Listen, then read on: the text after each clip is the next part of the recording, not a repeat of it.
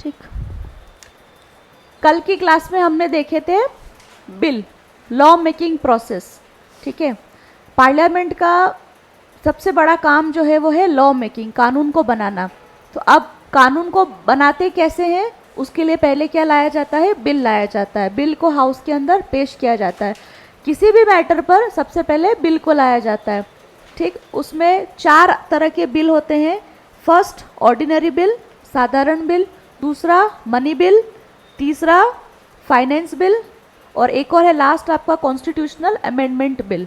ठीक है, ordinary bill जो है वो आपका मनी बिल, फाइनेंस बिल और कॉन्स्टिट्यूशनल अमेंडमेंट को छोड़कर बाकी जितने भी मैटर होंगे वो आपके ऑर्डिनरी बिल के अंदर जाएंगे। ठीक, दूसरा मनी बिल। मनी बिल के अंदर जो है मनी बिल से पहले फाइनेंस बिल को समझ लो। फाइनेंस बिल के अंदर क्या है कि आपको किसी भी योजना के लिए, हाँ भाई पैसा हमें चाहिए, हाउस से आप परमिशन मांग रहे हो कोई भी मिनिस्ट्री की, हमें पैसा चाहिए, तो पैसा आपको मिल जाएगा, ये अप्रूवल दे दिया जाता है, तो वो हो गया आपका फाइनेंस बिल। लेकिन जब फाइनली जब पैसा निकालने की बारी कि हाँ अब पैसा मिलेगा ही मिलेगा, तो वो आएगा आपके मनी बिल की कैटेगरी में। एक होता है कि अप्रूवल हो जाना और एक होता है कि एग्जीक्यूशन हो जाना। तो ये लास्ट है constitutional amendment bill. Constitutional amendment bill से मतलब है कि संविधान के अंदर अगर किसी भी हिस्से, किसी भी प्रोविजन को लेकर अगर चेंज किया जाता है या किसी पार्ट को ऐड किया जाता है या हटाया जाता है या उसका विस्तार किया जाएगा, तो उसको हम कहेंगे कॉन्स्टिट्यूशनल अमेंडमेंट बिल। अमेंडमेंट का मतलब सिर्फ, अमेंडमेंट का मतलब यहाँ पे चेंज करना है ना। और कॉन्स्टिट्यूशनल अमेंडमेंट यानी कि संविधान के अंदर अगर हम कोई भी चेंज करते हैं, जैसे मान लो आर्टिकल 19 के अंदर एक और प्रोविजन को जोड़ना है, तो वो सिर्फ मुंह से बोलने से नहीं होगा, उसके लिए बाकायदा बिल लाया जाएगा और उस बिल को हम क्या कहेंगे, कॉन्स्टिट्यूशनल अमेंडमेंट बिल। ठीक है, ये था कि मेन कितने टाइप ऑफ बिल होते हैं। उसके बाद कि बिल का प्रोसेस, बिल किस तरह से हाउस के अंदर पास किया जाता है। तो किसी भी बिल को पास करने के 3 स्टेजेस होती है। फर्स्ट स्टेज में क्या होगा कि जो भी बिल है कोई मंत्री या अदर देन मंत्री पेश अगर कर रहा है, तो सबसे पहले फर्स्ट मीटिंग में क्या होगा कि बिल को पढ़ा जाता है।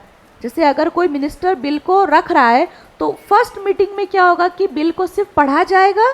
ठीक है, और उस बिल की जो कॉपी है वो इंडियन गैजेट, राजपत्र में वो पब्लिश होती है और फिर वो जो कॉपी है वो हाउस के सभी मेंबर को दी जाती है। तो फर्स्ट रीडिंग में क्या होगा, सिर्फ और सिर्फ बिल को इंट्रोड्यूस करना और राजपत्र में बिल का छपना, यही होता है आपकी फर्स्ट रीडिंग में। फर्स्ट रीडिंग में किसी भी तरह का डिस्कशन नहीं होता है, सिर्फ पढ़ा जाता है। ठीक, ये हुआ आपका फर्स्ट रीडिंग। सेकेंड रीडिंग में क्या होगा, इस रीडिंग के अंदर बिल को एकदम डिटेल्ड वे में उसको डिस्कस किया जाएगा। सारे मेंबर मिलके जो क्या करेंगे, उस बिल पर विस्तारित रूप से उसके ऊपर चर्चा करेंगे, उसकी कमियां निकालेंगे या इसके अंदर कुछ और ऐड होना चाहिए, नहीं होना चाहिए। ठीक, सेकेंड वाले स्टेज में जो है वो बिल फाइनली क्या होता है, सेकेंड स्टेज के अंदर सेलेक्ट कमिटी को भेजा जाता है। सेलेक्ट कमिटी के अंदर कौन मेंबर होते हैं, सेलेक्ट कमिटी के अंदर वो मेंबर होते हैं जिस हाउस के अंदर पहली बार उस बिल को रखा जाता है। मान लीजिए अगर साधारण बिल को पहली बार लोकसभा में रखा गया, तो सेलेक्ट कमिटी के मेंबर कौन हो गए, आपके लोकसभा के ही कुछ मेंबर होंगे वो। अगर वो राज्यसभा में पहली बार रखा गया है तो राज्यसभा के उस कमेटी के अंदर मेंबर होंगे। उस कमेटी का काम क्या है, उस कमेटी का काम सिर्फ इतना है कि उस बिल को डिटेल्ड वे में अच्छे से एनालिसिस करना। ठीक है, और इसी स्टेज में, दूसरी स्टेज में ही बिल के अंदर अमेंडमेंट भी किया जाता है। अगर बिल के अंदर कोई प्रोविजन को चेंज करना है, हटाना है या जोड़ना है, तो दूसरे स्टेज में होगा, फर्स्ट स्टेज में नहीं होगा। ठीक, ये हो गया आपका सेकेंड स्टेज। और सेकेंड स्टेज के अंदर एक और पॉइंट ये है कि जैसे एक बिल है उसके अंदर बहुत सारे प्रोविजन होते हैं, ऐसा नहीं कि कोई एक प्रोविजन होगा।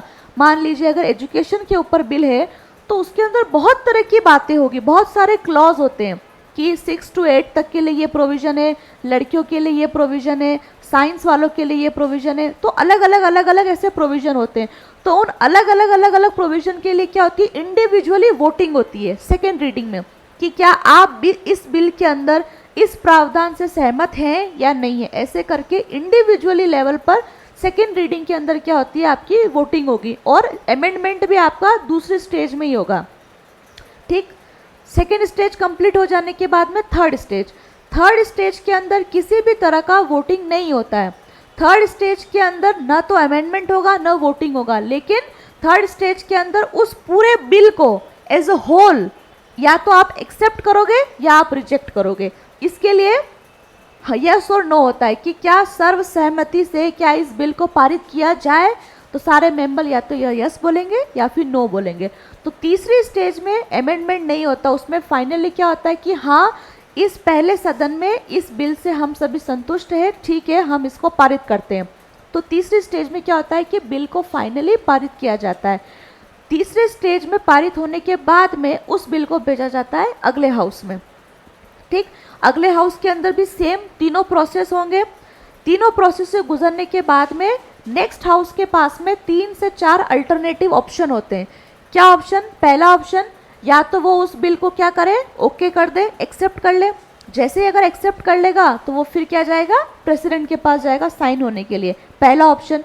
दूसरा ऑप्शन कि या वो उस बिल के अंदर कोई अमेंडमेंट सजेस्ट करेगा और फिर उस बिल को वापस रिटर्न करेगा पहले वाले हाउस के पास रीथिंकिंग के लिए। ठीक, या तो ये ऑप्शन। थर्ड ऑप्शन, या वो उस बिल को कंप्लीटली रिजेक्ट कर देगा कि नहीं हम इससे कंप्लीटली डिसएग्री करते हैं, थर्ड ऑप्शन। फोर्थ ऑप्शन ये कि न तो वो रिजेक्ट करता है, न वो उसको अप्रूव करता है, न ही उसमें अमेंडमेंट सजेस्ट करता है। हालांकि क्या करेगा, वो उस पर न हाँ बोलेगा न ना बोलेगा और चुपचाप उस बिल को रख लेगा, उस पर मतलब किसी भी तरह का कार्रवाई होगी ही नहीं होगी। ठीक, ये 3 से 4 जो है वो ऑप्शन रहते हैं अगले हाउस के बाद पास में। तो अगर अब इनमें से मान लो वो बिल को कंप्लीटली रिजेक्ट कर देता है एक, या फिर वो कोई कार्रवाई ही नहीं कर रहा है और ये टाइम पीरियड आपका 6 महीने से ज़्यादा हो गया है, तो क्या हुआ, बिल अटक गया ना, बिल अटक गया। तो उस कंडीशन में क्या होगा, प्रेसिडेंट जो है वो दोनों हाउस की क्या करेगा, जॉइंट मीटिंग बुलाएगा, जॉइंट बैठक, संयुक्त बैठक बुलाएगा और तब वो जो है वो उस बिल को पास किया जाएगा। ये किस कंडीशन में है, जब दूसरा हाउस बिल को पास करने से मना कर दे या फिर उस पर किसी भी तरह का एक्शन लेने से इनकार कर दे। उस कंडीशन में क्या होगा कि बिल अटक जाएगा। जैसे पहली 2 कंडीशन है उसमें क्या होगा कि बिल अटकेगा नहीं, एटलीस्ट काम चालू है। जैसे अप्रूव कर दिया तो भी काम चालू है। सेकंड में क्या है कि अगर उसने रीथिंकिंग के लिए वापस भी भेजा तब भी क्या है, वो प्रोसेस में तो है, काम तो चल रहा है, लेकिन जो बाद की 2 कंडीशन है उसमें बिल पे बिल्कुल ही काम अटक जाएगा। तो अगर वो 2 कंडीशन लास्ट की होती तो जॉइंट मीटिंग बुलाई जाएगी, बाकी कोई प्रॉब्लम नहीं है तो फिर बिल आपका जाएगा प्रेसिडेंट के पास में। प्रेसिडेंट के साइन होते ही वो जो बिल है, बिल से क्या हो जाएगा, एक्ट में कन्वर्ट हो जाएगा। ठीक, अब इस स्टेज में जब प्रेसिडेंट के पास जा रहा है तो प्रेसिडेंट के पास भी 3-4 तरह के अलग अलग पावर होते हैं। या तो वो उस बिल को ओके कर दे, या वो उसको रिजेक्ट कर दे, या वो हाउस में रिटर्न के लिए भेज दे, या फिर वो भी कुछ नहीं बोलेगा, हाँ या ना करेगा। अब यहाँ पे एक और बात, यहाँ पे प्रेसिडेंट के वो सारे जो वीटो पावर हैं वो सारे यूज में वो लेगा। अब इस स्टेज में कि मान लो प्रेसिडेंट ने बिल को रीथिंकिंग के लिए हाउस में रिटर्न किया है, पुनर्विचार के लिए लौटाया है, तो आपको ध्यान रखना है कि एक बार उसने लौटाया, हाउस ने उसके ऊपर जो भी काम किया हो या नहीं किया हो, लेकिन अगर दूसरी बार वो हाउस से पास होकर प्रेसिडेंट के पास जाता है तब प्रेसिडेंट को साइन करना उसके लिए ज़रूरी है, मैंडेटरी, उसको साइन करना ही पड़ेगा। ठीक, ये बिल का प्रोसेस है। तो कल हमने ऑर्डिनरी बिल देखा था। ऑर्डिनरी बिल क्या हुआ कि जिसमें मनी बिल, फाइनेंस बिल और आपका तीसरा कॉन्स्टिट्यूशनल अमेंडमेंट, इन सभी को छोड़कर जितने भी मैटर है वो सारे आपके साधारण बिल से डील किए जाते हैं। वो मैटर कुछ भी हो सकते हैं, यानी कि हाउस के अंदर लैंग्वेज क्या क्या होनी चाहिए, नहीं होनी चाहिए, वो आपका साधारण बिल हो गया। ठीक है, कोरम को बढ़ाना है या घटाना है, वो आपका साधारण बिल हो गया। ठीक है, तो ये सारे बिल क्या हो गए, इससे बहुत सारे ऐसे उदाहरण हैं, बहुत सारे, तो वो सारे आपके आएंगे सामान्य साधारण बिल की कैटेगरी में आएंगे। तो ये जो 3 स्टेज का प्रोसेस है ये आपका सभी बिल में सेम रहेगा, पहले हाउस में, दूसरे हाउस में, फिर प्रेसिडेंट के पास में, लेकिन कुछ ना कुछ टेक्निकल डिफरेंस है, तो वो अपन आज देख लेंगे कि मनी बिल किस तरह से मनी बिल को ऑर्डिनरी बिल से अलग करता है। तो आपको ये ध्यान रखना है कि जो साधारण बिल है, ऑर्डिनरी बिल है, वो किसी भी हाउस में सबसे पहले प्रस्तुत किया जा सकता है, जबकि जो आपका धन विधेयक है वो हमेशा और हमेशा लोकसभा के अंदर ही उसको रखा जा सकता है फर्स्ट बार में। ठीक है, मतलब वो राज्यसभा में कभी भी उसको इनिशिएट नहीं किया जा सकता। हाँ, सबसे पहले लोकसभा में रखेंगे, वो सारा प्रोसेस होगा, फिर वो राज्यसभा में लाएगा। लेकिन राज्यसभा वाले कभी भी मनी बिल को अपने हाउस में स्टार्ट नहीं कर सकते। ये यहाँ पे क्या हो गया, इस कंडीशन में क्या हो गया, लोकसभा राज्यसभा से ज़्यादा पावरफुल हो गई, क्योंकि ये मनी बिल है ना, पैसों का मामला है ना, पैसे निकालना है। तो इस जगह क्या हुआ, गवर्नमेंट लोकसभा ज़्यादा यहाँ पे उनका वेटेज हो गया। तो पहला डिफरेंस कि मनी बिल कभी भी राज्यसभा में नहीं रखा जाता है, हमेशा वो लोकसभा के अंदर ही रखा जाएगा। First difference. सेकंड डिफरेंस ये कि मनी बिल को जब भी लोकसभा के अंदर प्रस्तुत किया जाता है, उससे पहले जो मिनिस्टर है उन्हें प्रेसिडेंट की पूर्व अनुमति लेनी पड़ती है। प्री उनकी जो अप्रूवल है वो ज़रूरी है, प्रेसिडेंट की सहमति लेकर ही मनी बिल को रखा जाता है। प्रेसिडेंट का अप्रूवल जरूरी है। हालांकि जब वो दूसरे हाउस में भी पास हो जाता है, उसके बाद राष्ट्रपति के साइन चाहिए ही चाहिए, लेकिन रखने से पहले भी प्रेसिडेंट की अनुमति यहाँ पे ज़रूरी है। और इसी के ठीक विपरीत ऑर्डिनरी बिल के अंदर राष्ट्रपति की पूर्व अनुमति की कोई आवश्यकता नहीं होती है।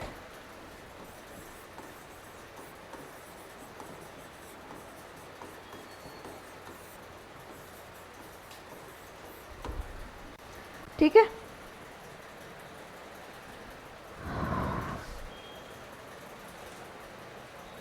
अब यहाँ पे कंडीशन कि प्रेसिडेंट की परमिशन ले ली, हाउस में बिल को रख दिया, बिल वही तीनों स्टेज से पास होगा, first reading, second reading, third reading. ठीक है, फिर वो अगले हाउस में जाएगा, वहाँ पर भी first reading, second reading, third reading, फिर वो जाएगा प्रेसिडेंट के साइन के लिए। तो जब ये प्रेसिडेंट के साइन के लिए जाता है ये वाला बिल, तो उस टाइम पे प्रेसिडेंट जो है वो कभी भी इस बिल को है वो रिटर्न नहीं कर सकता है, इस बिल को रिटर्न कभी नहीं कर सकता। लिखो इसमें,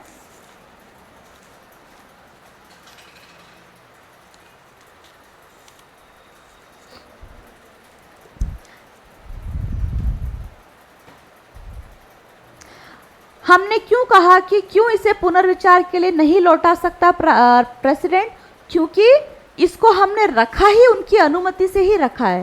भाई आप अगर सहमत हो तभी आपने हमें परमिशन दी होगी, ठीक है, तो आपकी सहमति है, इसलिए आप वापस उस चीज़ को रिटर्न करो, इसका कोई स्कोप ही नहीं रहता। हालांकि साइन तो आवश्यक है, क्योंकि बिल का एक प्रोसेस है, राष्ट्रपति के साइन के बगैर कोई भी बिल एक्ट में कन्वर्ट नहीं होगा, लेकिन रिटर्न करने का यहाँ पे कोई लॉजिक नहीं होता कि जब आप अग्री करते हो तभी तो हमने इस बिल को रखा है, आप अगर सहमत नहीं होते तो आप हमें परमिशन ही नहीं देते। अगर इस जगह प्रेसिडेंट अनुमति नहीं देगा तो वो बिल रखेगा ही नहीं, पहली बात। हाँ, अनुमति देखो वो दे ही देता है, हाँ पहले वो अनुमति ऑलमोस्ट दे ही देता है। क्यों? क्योंकि आपको पता है कि प्रेसिडेंट कोई भी काम मंत्रिपरिषद के सलाह के बगैर नहीं करता है, तो वो प्रेसिडेंट के पास में खुद की ऐसा कोई शक्तियाँ नहीं है, वो बस नाम मात्र का ही है। तो यहाँ पर भी क्या होता है, जो काउंसिल ऑफ मिनिस्टर है उनकी सलाह चलती रहती है, तो ऑलमोस्ट वो परमिशन दे ही देता है, कभी नहीं ऐसा नहीं होता, बहुत ही रेयर केस में ही होगा, बहुत ही रेयर केस में होगा, है ना।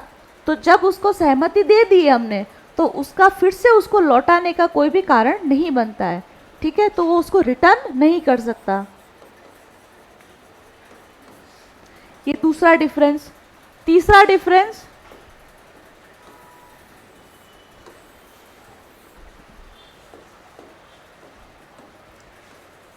थर्ड डिफरेंस कि ऑर्डिनरी बिल के अंदर, साधारण बिल के अंदर क्या होगा कि जैसे एक सदन ने बिल को पास कर दिया, दूसरे सदन मान लीजिए किसी कारण से उसके ऊपर वो कोई कार्रवाई नहीं कर रहा है, तो ये जो समय है वो कितना हो सकता है, 6 महीने हो सकता है, ठीक है, 6 मंथ हो सकता है।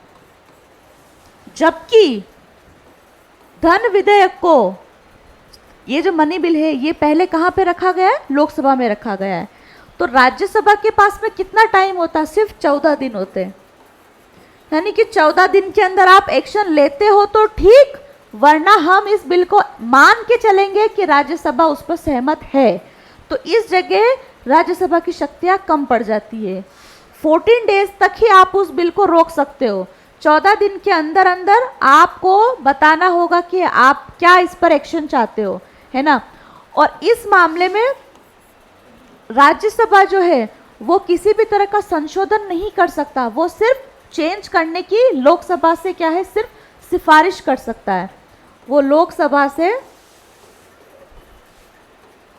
बदलाव की सिफारिश कर सकता है, मतलब वो सिर्फ राय दे सकता है कि इसमें ऐसा भी होना चाहिए।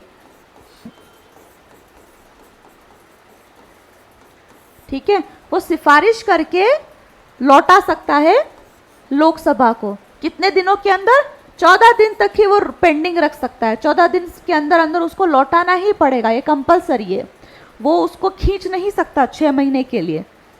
ठीक, तो भी पास ही समझा जाएगा। हाँ, अगर मान लो 14 दिन के अंदर वो कुछ नहीं बोलता है तो ये मान लिया जाता है कि राज्यसभा अग्री करती है और वो एज इट इज बिल को पास करके फिर फाइनली राष्ट्रपति के पास में भेज दिया जाएगा। मतलब आप मानो नहीं मानो, हम मान के चल रहे हैं कि आप अग्री हो और आगे चलो, आगे का प्रोसेस। आपकी राय यहाँ पे ज़्यादा ज़रूरी नहीं है, आप देते हो तो भी ठीक, नहीं देते हो तो भी काम होता रहेगा। ये इसका सिस्टम है।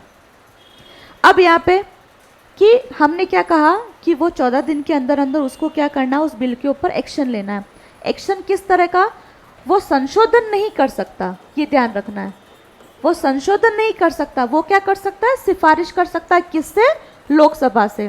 सिफारिश करते हुए वो लौटा सकता है। अब यहाँ पे वो लौटाता है पहले वाले हाउस को, लोकसभा को वो रिटर्न करता है, तो लोकसभा के ऊपर कोई भी मजबूरी नहीं है। वो उसकी सिफारिशों को मान भी सकता है, नहीं भी मान सकता है। वो मान भी सकता है और वो नहीं भी मान सकता है। ये लोकसभा के ऊपर बाध्य नहीं है। ठीक है, उसके ऊपर कंपलसरी नहीं है। ये 3-4 इसमें डिफरेंस है। पहला, मनी बिल हमेशा और हमेशा लोकसभा में ही रखा जाएगा। शुरुआत उसकी लोकसभा से ही होगी। राज्यसभा के अंदर कभी भी मनी बिल को इंट्रोड्यूस नहीं किया जाता है। साधारण बिल किसी भी सदन में शुरू किया जा सकता है, पहला। दूसरा डिफरेंस ये कि मनी बिल को हमेशा प्रेसिडेंट की अनुमति से ही हाउस के अंदर रखा जाएगा।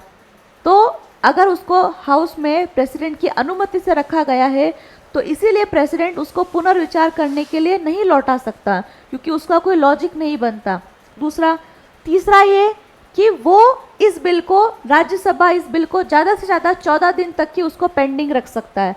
उसके बाद या तो आप उस बिल को अप्रूव करो या फिर आप उसको रिटर्न करो सिफारिश के साथ। इसमें बदलाव वो नहीं कर सकता। वो क्या कर सकता है? सुझाव दे सकता है लोकसभा को कि हम ये सुझाव देते हैं। चौथा, उन सिफारिशों को लोकसभा माने या नहीं माने ये उनकी मर्जी है। अगर वो मानता है तो भी ठीक, वो नहीं मानता है तो भी वो बिल जिस फॉर्मेट में था उसी फॉर्मेट में वो बिल वापस पास कर दिया जाएगा। ये वो आपका मनी बिल। ठीक, एक और बात कि देखो कई बार क्या होता है कि हाउस के अंदर एक कन्फ्यूजन क्रिएट होता है।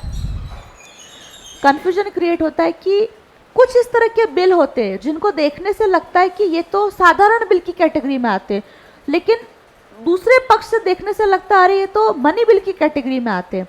जैसे मान लो कहाँ पैसों का अगर मामला, जैसे कोई योजना है, ठीक है, कोई योजना है, मान लिया जाए कोई योजना, नई योजना को शुरू किया जा रहा है, ठीक है, तो उसके लिए पैसा चाहिए और कुछ और प्रोविजन को भी इम्प्लीमेंट करना है। तो देखने से तो ऐसा लगता है कि जैसे ये तो साधारण बिल है, लेकिन कुछ लोगों को लगता है देखने से कि इसमें तो पैसों का मामला है, ये तो मनी बिल भी होना चाहिए। होता है ना कन्फ्यूजन।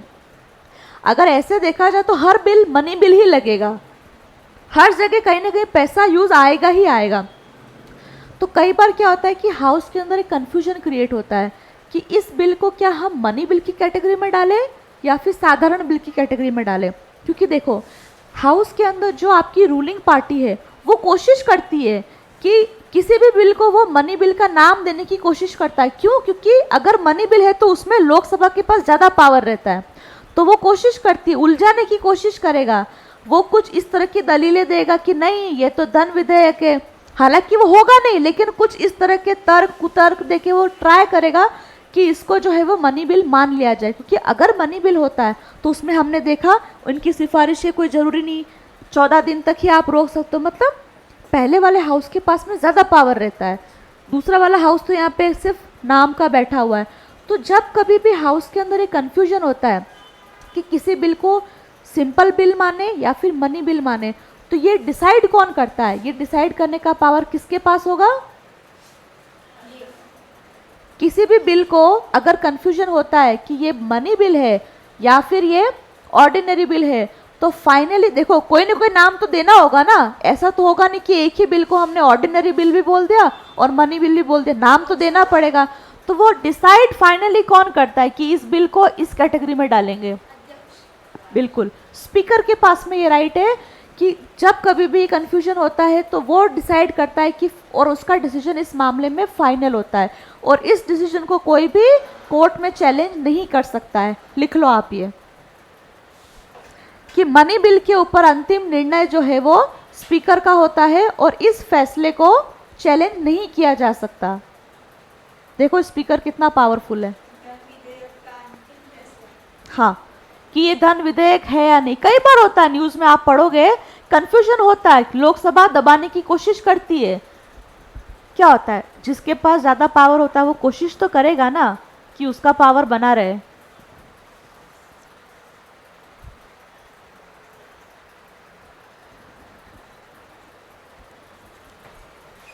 ठीक, एक और छोटी सी बात कि मनी बिल को हमेशा मंत्री ही पेश करेंगे। मंत्री के अलावा जो सदस्य हैं वो कभी भी धन विधेयक को पेश करने का उनको अधिकार नहीं है। जबकि जो साधारण बिल है वो मंत्री के अलावा दूसरे मेंबर भी पेश कर सकते हैं। क्यों सिर्फ धन विधेयक को मंत्रियों को ही पावर दिया गया है? क्योंकि ये गवर्नमेंट की पॉलिसी को बता रहा है, योजनाओं को बता रहा है। मान लीजिए कोई योजना शुरू की है, उसके लिए पैसा चाहिए, तो वो अधिकार किसको होना चाहिए? जो पार्टी जो सरकार में है, जो सरकार का अंग है। सरकार से मेरा मतलब है प्रधानमंत्री, मंत्री, मंत्रिपरिषद। ठीक है, सदस्य तो विपक्ष वाले भी हो सकते। तो विपक्ष वाले को, जब आपकी पार्टी सरकार में ही नहीं है तो आपको थोड़ी अधिकार होगा कि आप इतना पैसा निकालने के लिए बिल रखो। तो इसलिए ये अधिकार किसको है? सिर्फ और सिर्फ मंत्रियों को ही है। जबकि जो ऑर्डिनरी बिल है वो मंत्री के अलावा विपक्ष वाले भी पेश कर सकते हैं। ठीक है, ये भी आप लिख लो कि धन विधेयक को सिर्फ मंत्री ही प्रस्तुत कर सकते हैं।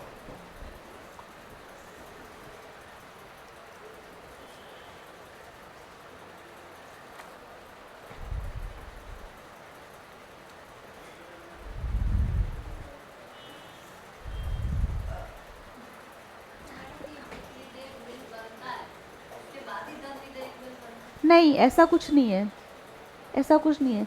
ये देखो, ये 4 अलग अलग तरह के बिल हैं जो कभी भी हाउस के अंदर रखे जा सकते हैं, कभी भी पेश किए जा सकते हैं। सब अलग अलग है, किसी का किसी से कोई कनेक्शन नहीं है, है ना। जैसे आज मन हुआ कि मान लीजिए किसी कोई कानून बनाना है, तो देख लेंगे कि भाई वो किस कैटेगरी में आता है, हाउस में बिल को रख दिया। फिर मन हुआ कि भाई 500 करोड़ पैसे निकालने हैं, मनी बिल रख दिया कैटेगरी में, है ना। तो ऐसे किसी का किसी से कोई वो नहीं है। अलग अलग कंडीशन, जैसे कॉन्स्टिट्यूशनल अमेंडमेंट एक्ट, उनका क्या लेना देना है? हाँ हाँ हाँ, नहीं, थोड़ा सा अलग है। लगभग लगभग एक भी है और लगभग लगभग अलग भी है ना।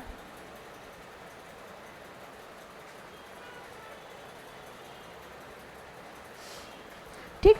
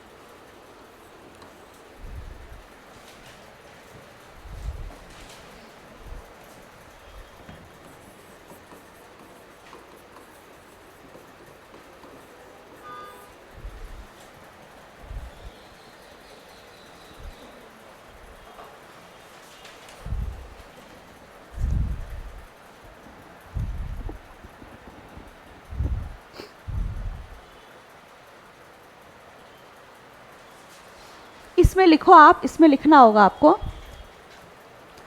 वित्त विधेयक उस विधेयक को कहते हैं, वित्त विधेयक उस विधेयक को कहते हैं जो वित्तीय मामलों, जो वित्तीय मामलों जैसे राजस्व या व्यय से संबंधित होता है। रेवेन्यू एंड एक्सपेंडिचर रिलेटेड जो बिल है उसे फाइनेंस बिल कहते हैं। जो राजस्व व्यय से संबंधित होते हैं।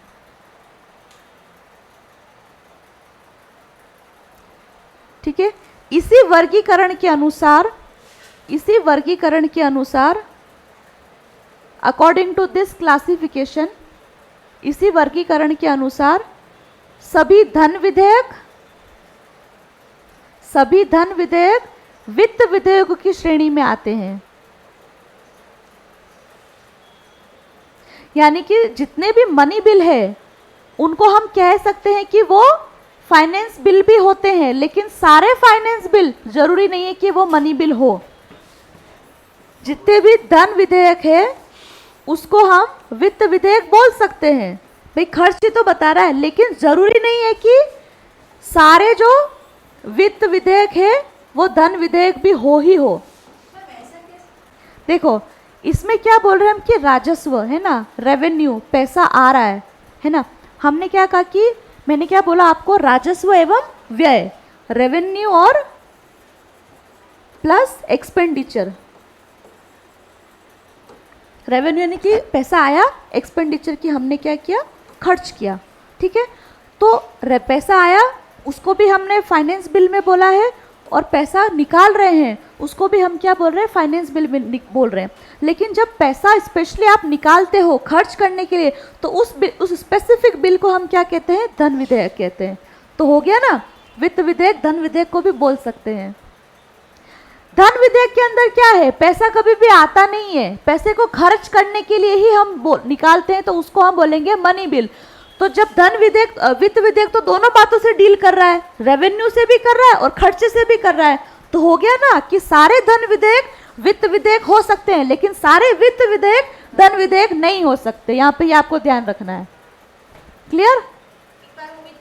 हाँ, हमने क्या बोला, वित्त विधेयक के अंदर रेवेन्यू और एक्सपेंडिचर, आना और खर्चा दोनों शामिल है। ठीक है, तो और जबकि धन जो है वो क्या है, धन विधेयक क्या है, खर्चे से संबंधित है। यानी कि आपने कोई योजना निकाली है, उसके लिए आपको 500 करोड़ चाहिए, तो आपको क्या है, जो सरकार का खजाना है, जो फंड है, अभी इसके बाद हम वही पढ़ेंगे कि 3 अलग अलग तरह के फंड होते हैं, पैसे का फंड होता है। तो वहाँ से जब आपको क्या पैसा निकालना पड़ेगा ना भाई, तो आप पैसा निकाल रहे हो किसके लिए, खर्चा करने के लिए निकाल रहे हो ना। तो हमने क्या कहा, वित्त विधेयक रेवेन्यू, राजस्व और खर्चा दोनों से संबंधित है, जबकि धन विधेयक क्या कह रहा है, आपका सिर्फ और सिर्फ खर्च से संबंधित है, आपको खर्च करना है। इसीलिए हम क्या बोलेंगे कि सारे धन विधेयक जो है उसको हम वित्त विधेयक बोल सकते हैं, लेकिन सभी वित्त विधेयक को हम धन विधेयक की श्रेणी में नहीं डालेंगे, क्योंकि ये आय और खर्च दोनों से संबंधित है। और मनी बिल क्या है, पैसा निकाल के उसको खर्च करना है, लगाना है उसके ऊपर, इसलिए आपको लिखवाया। इसलिए मैं कह रही हूँ कि जो चीज़ें मुझे लग रहा है लिखवानी है वो मैं लिखवाऊंगी। जो चीज़ें मुझे लगता है बोर्ड से आपको लिखनी चाहिए, आप हाथों हाथ साथ में लिखते रहो साथ में। साइड वाइड की बातें भी आपको लिखनी चाहिए। अभी अपन बोल रहे हैं ना सरकार के खजाने से निकालेंगे। अभी खजाना क्या होता है, फंड बोलते हैं उसको। 3 तरह के फंड है, इसके बाद अपन वही देखेंगे। लिखो इसमें, इसी वर्गीकरण के अनुसार सभी धन विधेयक वित्त विधेयक की श्रेणी में आते हैं। यद्यपि सभी धन विधेयक वित्त विधेयक होते हैं, किंतु सभी वित्त विधेयक धन विधेयक नहीं होते। या आप अपनी लैंग्वेज में भी लिख सकते हो। हाँ,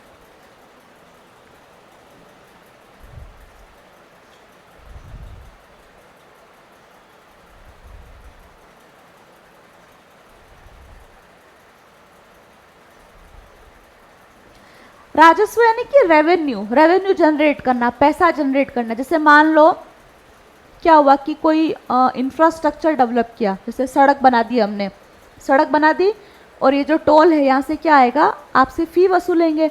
तो वो रेवेन्यू हुआ ना सरकार का, टैक्स हो गया, वो सरकार का क्या हुआ, रेवेन्यू हुआ, वहाँ से क्या हो रहा है, पैसा आ रहा है। तो उससे संबंधित जो भी बदलाव है तो वो आपकी किसकी कैटेगरी में आएंगे, रेवेन्यू की श्रेणी में आएंगे। तो वो क्या हो जाएगा, आपका फाइनेंस बिल हो जाएगा। और जहाँ जहाँ भी पैसा निकाल के लगाने की बात है, एक्सपेंडिचर, वो आपका हो जाएगा मनी बिल। तो फाइनेंस बिल के अंदर दोनों बातें हैं, लेकिन मनी बिल हम सिर्फ किसको बोलेंगे, जो आर्टिकल 110 के अंदर लिखा हुआ है, जिसका एक्सपेंडिचर से संबंधित है, कहाँ कहाँ पे खर्च करना है, उससे संबंधित जो है वो आपका क्या हो जाएगा, मनी बिल हो जाएगा। अब कि भाई मनी बिल किसको बोलेंगे, उसकी परिभाषा क्या है, वो परिभाषा भी आपको मैं लिखवाऊंगी अभी। हम बार बार बोल रहे कि खर्चा करना, खर्चा करना, तो भाई किस तरह का खर्चा, वो भी आपको क्लियर तो होना चाहिए। लिखो इसमें मनी बिल की परिभाषा, धन विधेयक की परिभाषा। 110 जो आर्टिकल है उसके अंदर आपके मनी बिल की परिभाषा लिखी हुई है कि किस तरह के बिल को हम मनी बिल बोलेंगे स्पेशली।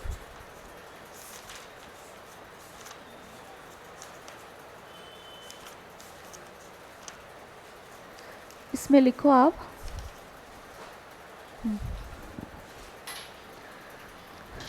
लिखो पहला लिखो पॉइंट कि केंद्र सरकार द्वारा उधार लिए गए धन, पैसा अगर यूनियन गवर्नमेंट कहीं से उधार लेती है तो वो भी आपका आएगा मनी बिल। किन किन को मनी बिल बोलेंगे, पहला पॉइंट भारत केंद्र सरकार द्वारा उधार लिए गए धन, ठीक, पहला। दूसरा लिखो भारत की संचित निधि से धन का विनियोग। अब ये संचित निधि क्या होती है, फंड है, ठीक है, ये फंड का नाम है, भारत की संचित निधि से। हाँ हाँ, ये अपन 3 तरह के फंड है, अभी आप परिभाषा लिख लो, फिर अपन इसका फंड पढ़ेंगे कि भाई इस फंड, संचित निधि से धन का विनियोग, धन को निकालना, धन को निकाल रहा है तो वो क्या करेगा, निकाल के खर्च करेगा, वो अपने पॉकेट में नहीं रखेगा। तीसरा भारत की संचित निधि या आकस्मिक निधि, भारत की संचित निधि या आकस्मिक निधि, आकस्मिक निधि में धन को जमा करना या उसमें से धन को निकालना।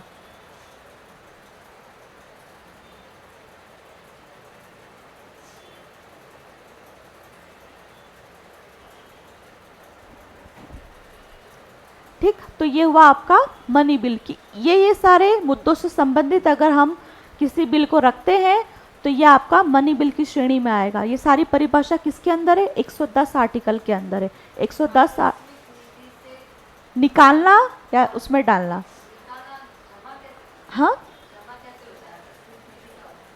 ये मैं बताऊंगी ना अभी। 3 तरह के ये फंड है, consolidated fund of India, public account fund of India, contingency fund of India. Contingency को आकस्मिक निधि बोलते हैं, मैं बता रही हूँ आपको इसके बाद।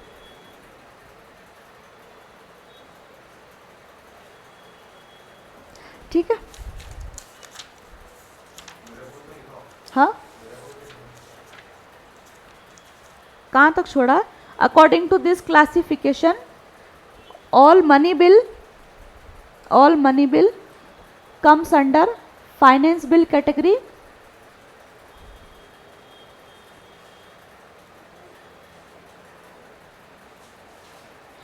finance bill category.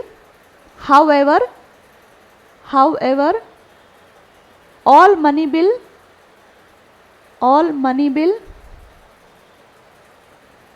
are finance bill, all money bill are finance bill, but all finance bill are not money bill.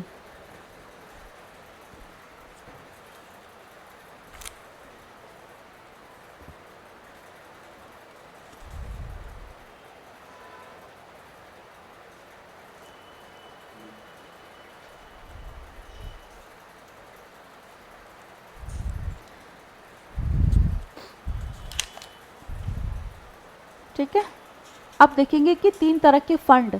हम बार बार बोल रहे हैं कि भाई पैसा निकाल रहे, कहाँ से निकाल रहे, फंड होता होगा ना, अकाउंट होता होगा।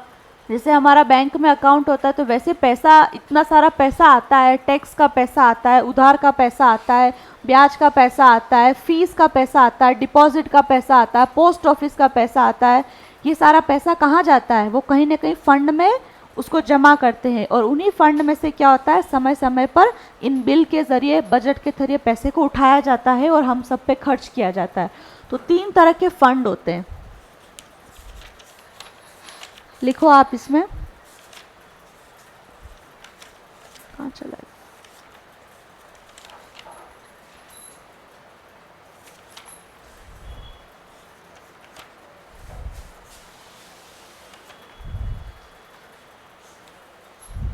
पहला लिखो, लिखो इसमें निधिया, निधिया टॉपिक डालो, निधिया, आप लिखो फंड। अलग से हाँ हाँ, ये जो 3 तरह के फंड है ये आपके बजट में भी काम आएंगे, इसलिए मैं आपको पहले बता रही हूँ, इसके बाद अपन बजट स्टार्ट करेंगे। पहला लिखो फंड, उसमें लिखो भारत का संविधान केंद्र सरकार के लिए 3 प्रकार की निधियों की व्यवस्था करता है। भारत का संविधान केंद्र सरकार के लिए निम्नलिखित 3 प्रकार की निधियों की व्यवस्था करता है। Indian constitution has provided 3 kind of fund to the central government, व्यवस्था करता है।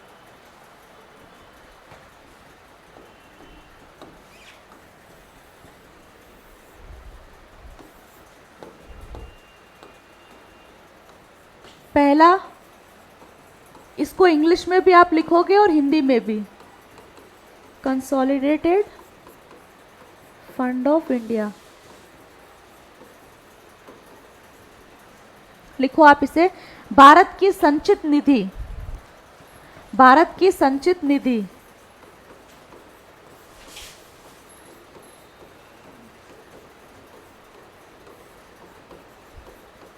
और इसका प्रावधान आपके किस में है, अनुच्छेद 266।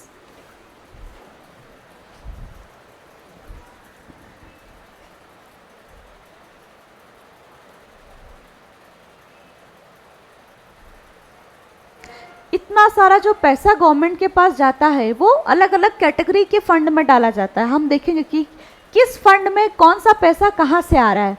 जैसे हम फीस देते हैं वो कहाँ जाता है, भारत सरकार उधार लेती है तो वो किस फंड में जाएगा, अलग अलग कैटेगरी दी है। दूसरा, public account fund of India, इसको लिखो। भारत का लोक लेखा, ये है आपका अनुच्छेद 266, ये भी आपका अनुच्छेद 266 में भारत का लोक लेखा, हाँ, दोनों तरह के फंड का बात 266 आर्टिकल में कही हुई है।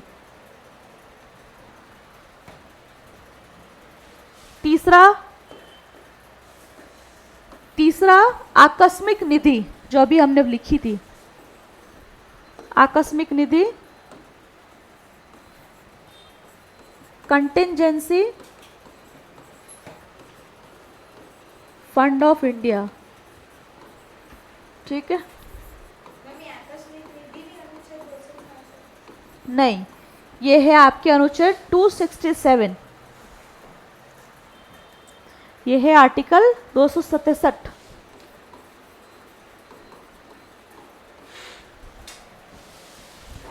देखो जहाँ जहाँ आर्टिकल आते जा रहे हैं जरूरी वो आपको बताते जा रहे हैं, तो सारे आर्टिकल नहीं पढ़ने होते, तो ये आपको ध्यान रखना 266 में क्या है, 267 में क्या है, ठीक। अब हेडिंग डालो, ये 3 तरह के फंड है। तो फर्स्ट फंड, भारत की संचित निधि, कंसोलिडेटेड फंड ऑफ इंडिया, इसमें किस तरह का पैसा रखा जाता है?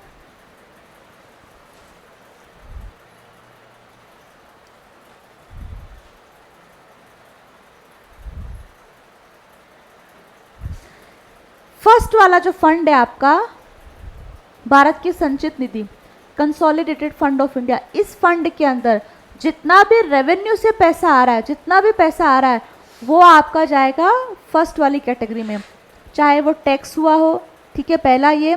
दूसरा, अगर भारत सरकार ने कहीं से उधार लिया है, ठीक है, किसी दूसरे देश से उधार लिया है तो वो पैसा भी। तीसरा, तीसरा क्या होगा कि अगर केंद्र सरकार ने किसी राज्य को उधार दिया है तो उसके बदले राज्य क्या देगा, ब्याज देगा, इंटरेस्ट देगा, तो वो इंटरेस्ट वाला पैसा भी फर्स्ट वाले में आएगा। हाँ, उसके आगे आप हेडिंग उसके आगे लिख लो, अगर जगह है तो, नहीं है तो वापस डाल के लिख लो। ये पूरा नोट कर लेते हैं। क्या केंद्र सरकार द्वारा उधार लिए गए धन हमने 3 क्लासिफिकेशन देखे, तीनों नाम लिखे, तो अब वापस डाल दो फर्स्ट की कंसोलिडेटेड। हाँ, उसके अंदर मैं बता रही हूँ ना आपको, जितना भी राजस्व आया है वो राजस्व, दूसरा भारत सरकार द्वारा उधारी से लिया हुआ पैसा वो, तीसरा अगर केंद्र सरकार ने किसी स्टेट को पैसा दिया है, राज्यों को उधार दिया है, तो राज्य क्या करेगा, बदले में ब्याज देगा। तो उधार दिए हुए पैसे से उत्पन्न हुआ ब्याज, वो पैसा भी आपका किस में आएगा, फर्स्ट कैटेगरी में आएगा।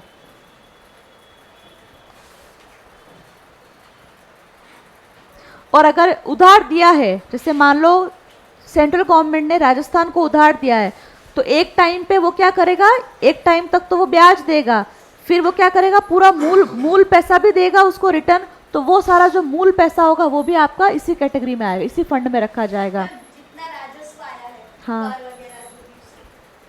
कर वगैरह जो भी उससे आया है ना, वो एक भारत द्वारा उधार लिया था। हाँ, वो और उधार दिए गए पैसा, आने वाला ब्याज और उधार वाला पैसा, वो भी आपका इसमें आएगा, कंसोलिडेटेड फंड ऑफ इंडिया। ये वर्ड भी आपको ध्यान रखना है, न्यूज़पेपर वगैरह में ऐसे ही आता है। हाँ हाँ हाँ, ठीक है। राजस्व में क्या आ जाएगा, आपका टैक्स वगैरह आ जाएगा, जितना भी टैक्स वगैरह लगता है वो सारा पैसा उसके अंदर आ जाएगा आपका। फर्स्ट वाला फंड कंप्लीट आपने लिख लिया, ठीक है। दूसरे फंड में, पब्लिक अकाउंट फंड में क्या आएगा, देखो नाम से ही पता चल रहा है, पब्लिक अकाउंट फंड, पब्लिक से लिया हुआ पैसा। हालांकि सारे पैसे पब्लिक के ही हैं, सारे पैसे हैं तो पब्लिक के ही है, लेकिन जिनसे डायरेक्ट रिलेशन लिखो इसमें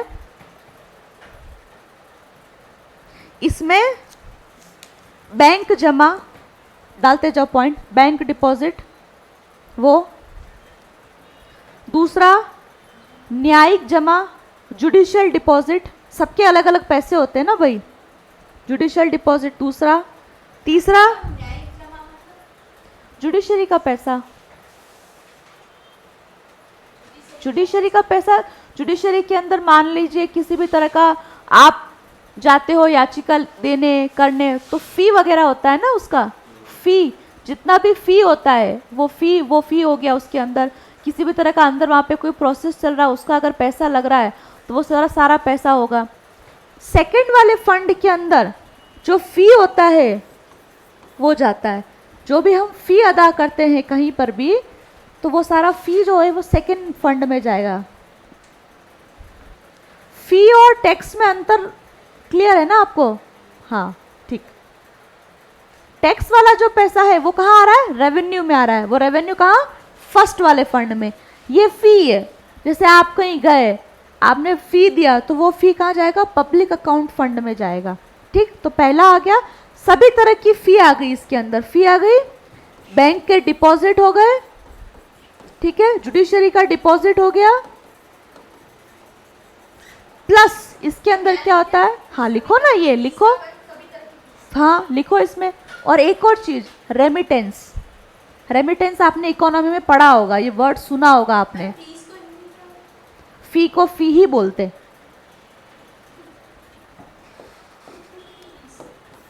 रेमिटेंस भी आता है, क्या होता है रेमिटेंस, अभी 4 दिन वाली पहले वाली क्लास में आपने पढ़ा है। खाड़ी देश से रेमिटेंस आता है बहुत सारा, उत्तरी अमेरिका से बहुत सारा रेमिटेंस आता है, सर ने पढ़ाया है आपको क्लास में, मैंने वीडियो देखा है आप लोगों का। रेमिटेंस क्या होता है? आप बताओ ना रेमिटेंस क्या होता है, हमको इतना नहीं पता आप बताओ। रेमिटेंस सुना है, ये वर्ड सुना है? क्या होता है। सर आपको जब वो पढ़ा रहे थे बैलेंस ऑफ पेमेंट, है ना, बैलेंस ऑफ पेमेंट पढ़ा रहे थे, तो सर ने बताया था बाहर जो लोग रहते हैं वो टाइम टू टाइम पैसा भेजते हैं, तो उसको हम कहते हैं रेमिटेंस बोलते हैं, है ना। तो वो जो रेमिटेंस आता है ना, वो रेमिटेंस, जैसे आपके भाई अगर बाहर जा रहे हैं या फिर कुछ टैक्स है, कुछ भी है, किसी भी तरह का वो पैसा आप भेज रहे, तो वो सारा का सारा किस में आएगा, पब्लिक अकाउंट फंड में आएगा। जैसे मान लो आप बाहर रहते हो, आप आपके घर वालों के लिए यहाँ पे 2 लाख रुपए भेजना चाह रहे हो, तो तो देखो ये सारा पैसा जो है ना, ये ऐसा नहीं है कि एक अलग से फंड है उसमें हम बढ़ते जा रहे बढ़ते जा रहे बढ़ते जा रहे। अब जैसे बैंकों का जमा है तो वो बैंक में ही रहेगा, जुडिशरी का जमा है वो भी उनके उनके जो फंड है वहीं पे रहेगा, उसके लिए कोई अलग अलग फंड नहीं है। आप ये मत समझना कि एक बॉक्स है जिसमें हम ये सारा फंड डालते जा रहे, नहीं, ये जो अलग अलग तरह के मनी है इनको हमने मिला जुला के बोला है पब्लिक अकाउंट फंड।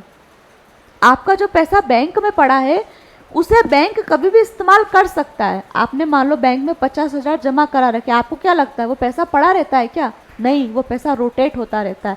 इकोनॉमी में आपने पढ़ा है। तो ये वाला जो पैसा है पब्लिक अकाउंट फंड, ये पब्लिक का पैसा, सीधा पब्लिक का पैसा है ना। तो ये एक तरह से आप समझो कि भारत सरकार आपसे उधार ले रही है, आप ये समझ लो। ऐसा नहीं है कि एक फंड अलग से बना रखा है जिसमें बैंक का सारा पैसा डाल देंगे, रेमिटेंस का सारा पैसा डाल देंगे। ये सारे पैसे कहाँ आएंगे? कहीं बैंक में आएंगे, कहीं किसी फंड में आएंगे। तो इन सबको मिला के हम कहते हैं पब्लिक अकाउंट फंड। इन सबको कैटेगरी दी हुई है हमने, इन सबको हम बोलेंगे पब्लिक अकाउंट फंड। इनके लिए अलग से कोई ये नहीं समझना कि एक बॉक्स रखा हुआ है डालते जा रहे, ऐसा नहीं है। पब्लिक अकाउंट फंड हाँ, ऐसा नहीं समझ जाना, आप उल्टा पुल्टा भी समझ जाते हो कि एक अलग से फंड बना रखा है। हम मान रहे कि इतने तरह के जो अलग अलग जो पैसे हैं, इन पैसों को हम ये बोलेंगे, इन पैसों को हम ये बोलेंगे, ये समझना है। अब इसके अंदर ये पैसा सब होता है, हाँ राजस्व में जाता है, हाँ कभी नहीं पता। क्या, जैसे ये वाला जो भारत का लोक लेखा हाँ फीस है, जैसे कि सारी फीस है, हाँ ये जमा फीस ये वो राजस्व में ही जाएगा। तो राजस्व के लिए ऐसा अलग अलग होता है कि सब एक में ही जाता है। किसकी बात करें, फर्स्ट वाले फंड की, सेकंड की फंड की? सारे जितने भी फंड्स हैं हाँ वो राजस्व में ही जाएंगे ना, केंद्र के पास ही होंगे, हाँ, है ना, बोलो ना, आगे बोलो। राजस्व में जाएंगे। तो राजस्व में अलग अलग उनको पता होता है ये कहाँ से आया, ये कहाँ से, पब्लिक क्या है। बिल्कुल बिल्कुल मेंटेन होता है, पूरा हिसाब किताब मैनेज होता है, एक पैसा भी इधर से इधर नहीं होता है। इसके अंदर एक और कैटेगरी है, एक और तरह के पैसे को हम पब्लिक अकाउंट फंड बोलेंगे। कौन सा?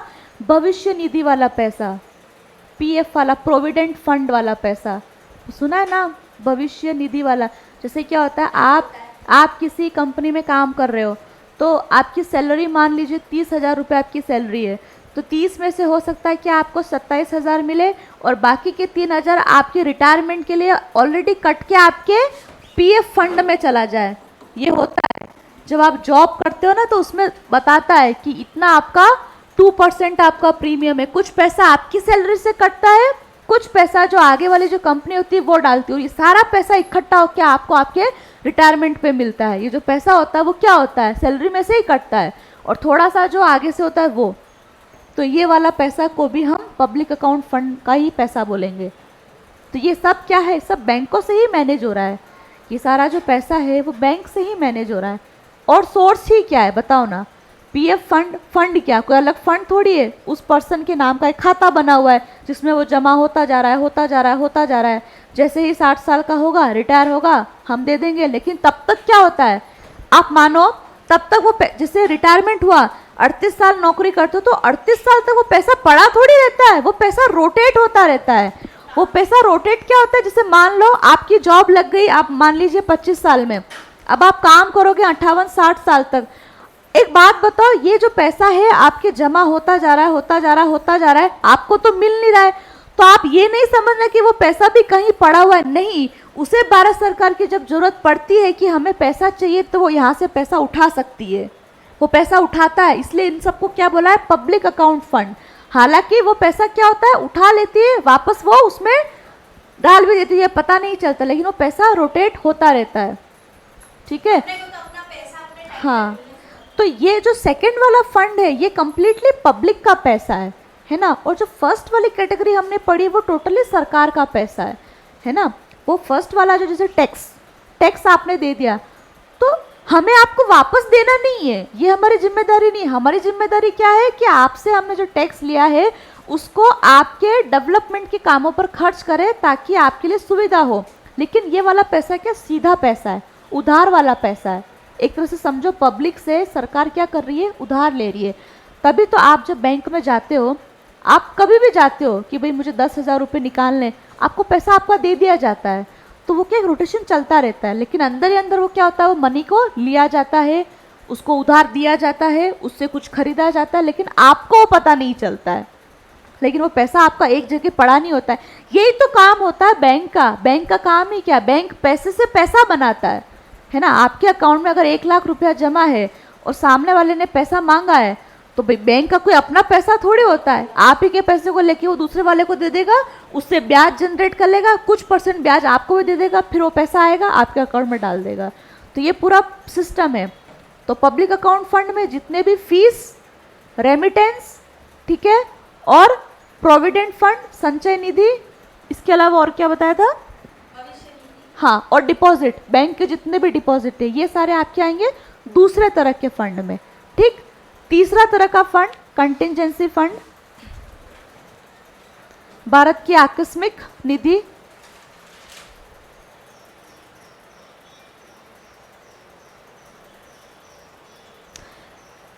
ये एक तरह से इमरजेंसी वाला फंड है। ठीक है। इसमें क्या होगा कि जब कभी भी इमरजेंसी आई है, किसी भी तरह की इमरजेंसी, तो ये स्पेशल तरह के फंड है जिसको सिर्फ और सिर्फ प्रेसिडेंट निकालने की उसको पावर है। जैसे अभी कोरोना आया तो प्रेसिडेंट ने काफ़ी सारा पैसा कंटिंजेंसी फंड से निकाला। मतलब एक तरह से आप समझो ये एक तरह से सेफ्टी है। ये वाला तीसरा वाला फंड होता है ना घर में कि 10,000 रुपये पड़े, इसको मैं छूंगी नहीं, लेकिन ज़रूरत पड़ेगी, कभी इमरजेंसी आ गई तो उस पैसे को हम निकालेंगे। तो ये क्या हुआ, क्या इसलिए नाम भी रखा गया आकस्मिक निधि। अचानक से अगर ज़रूरत पड़ जाए, ऐसा कोई सिचुएशन आ जाए कि भाई पैसा हम ऊपर वाले फंड से नहीं निकाल सकते, या पैसा अभी उतना नहीं है, पैसा कहीं फंसा हुआ है, तो इस फंड को प्रेसिडेंट की अनुमति से निकाला जाता है। तीसरे वाले फंड को राष्ट्रपति की अनुमति से निकाला जाता है, लिख लो। और ऊपर के जो 2 फंड है उसको पार्लियामेंट की अनुमति से निकाला जाता है।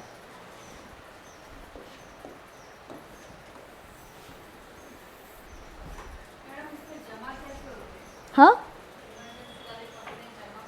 यही जो पैसा होता है इन्हीं में से कुछ, हाँ, कुछ पैसा देखो क्या होता है ना, हमारे पास जो सेविंग होती है, हम अपने घर में आप देख लो कि बिजनेस एक ही है, उसी बिजनेस से घर खर्च भी चलता है, उसी बिजनेस से आप बैंकों में भी डिपॉजिट करवाते हो, उसी बिजनेस से आप क्या करते हो, उधार भी लेते हो, उधार देते भी हो, और उसी बिजनेस से आप कुछ पैसा सेपरेट भी रखते हो।